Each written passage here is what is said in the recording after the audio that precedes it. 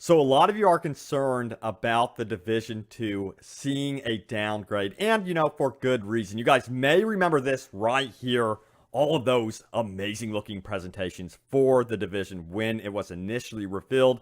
It looked freaking unreal and amazing. Well, it was kind of unreal because eventually the game was downgraded, of course. But it did still look really good, but it did not look nearly as good as what we saw at E3, at Gamescom. So yeah, it's a good question. Will the Division 2 be downgraded? Well, we have some comments from Ubisoft Massive's creative director about the issue. Plus, why in the world didn't Ubisoft Massive go on ahead and continue working on the Division 1 and just expanding the world, with another city or something like that? Well, we have additional comments about that one as well. So let's talk about the downgrade, because I know a lot of you are extremely curious about that one. So, Billy out on Twitter asked Julian Garrity, who of course is the creative director over at Ubisoft Massive, for God's sake, don't downgrade the graphics on the Division 2. We got more powerful consoles now. And Julian Garrity says, not the plan, Billy, end quote. So that is reassuring news for sure.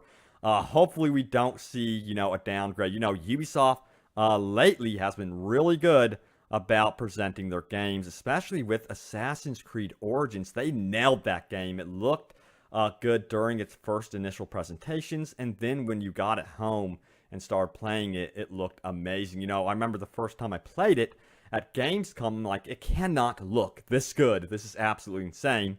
And it ended up looking really, really sharp all around. So that is definitely good news.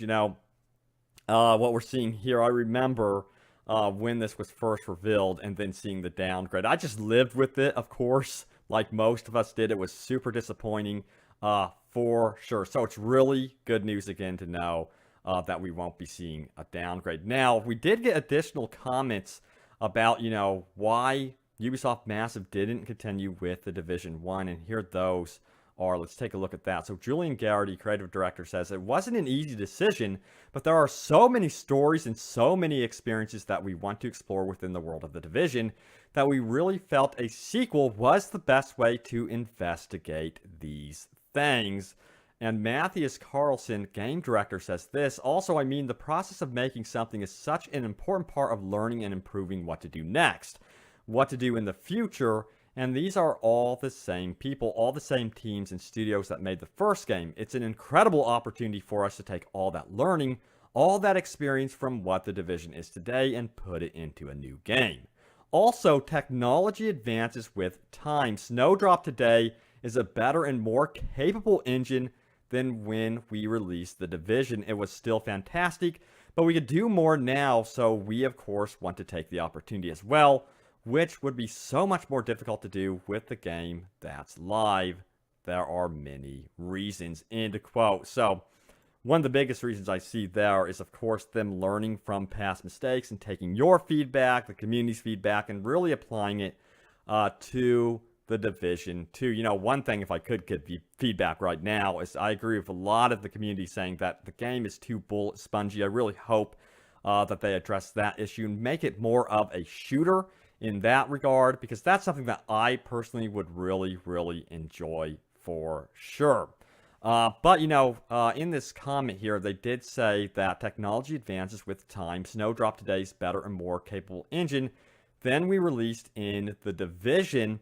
So it seems like they are going to be definitely going after an engine that is improved greatly. Remember, they are using the engine for the new Avatar game, so that is super exciting for sure as well, and I hope that we see that as well at E3 2018 alongside the Division.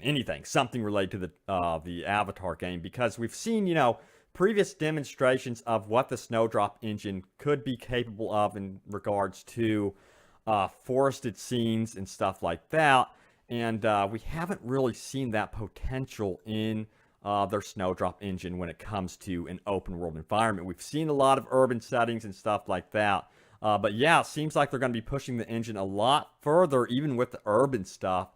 And they did tote a lot of destruction earlier on, so they may really return to adding a lot more in regards to destruction, we will see at E3 2018. So they're really investing a lot in terms of that. And it sounds like they're going to be reworking a lot of stuff for sure. The biggest question is, will we be, headed to a whole new city, or will they just expand upon what they've already built with New York City? What would you guys like to see? Please let me know down in the comments below. But good news, it sounds like there's not going to be a downgrade. Given what Ubisoft has been doing lately, it seems like they are not interested in pissing everyone off. They have not been pissing everyone off lately at all. You know, Assassin's Creed Origins turned out amazing.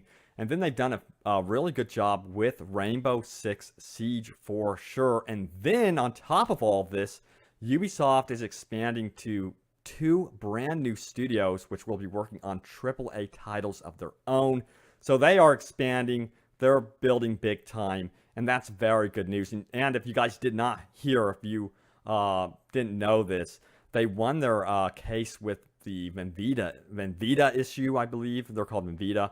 But that is really good news, because Venvita was really after them and trying to take over the company. It was basically a hostile takeover. So good news there that that did not happen. I was so paranoid and worried for Ubisoft. So looks like Ubisoft is on the up and up for sure. They really do seem to be in tune to what the community wants and what they need from their games. So look forward to more news about The Division 2, guys.